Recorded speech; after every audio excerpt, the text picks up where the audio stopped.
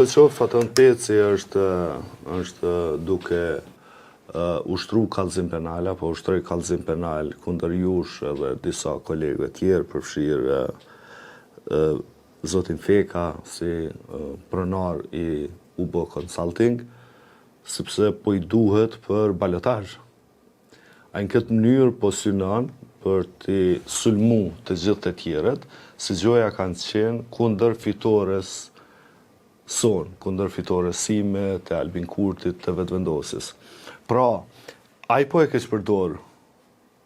këtë lirinë e përgjithshme tonën që garantohet me kushtetut, dhe ai po dorëzon kallëzim penal në prokurori për t'ju ushqyer militantat se gjoja neve na mor fitoria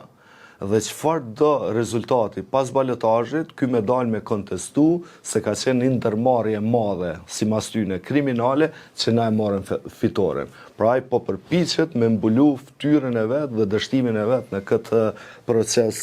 zgjedhor. Sidoqoftë ajo që unë ty të inkurajoj, veçanërisht ty, po edhe të tjerët, është që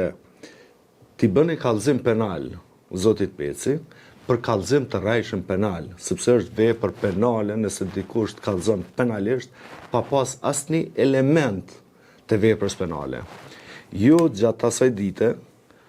nuk keni bërë asnjë deklarat, nuk keni postu asnjë gjë në rrjetet sociale përfshirë në Facebook, ju madje shumë pak e përdorni Facebookun, dhe ku ju gjet juve për t'ju bërë kallëzim penal. Prandaj sugjeroj që nëse nuk e bën vet me avokat tanë të paparacit,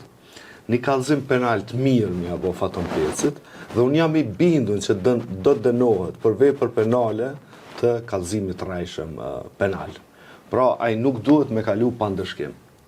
sepse nuk duhet me kalu pa ndëshkim poshtërsia e tij,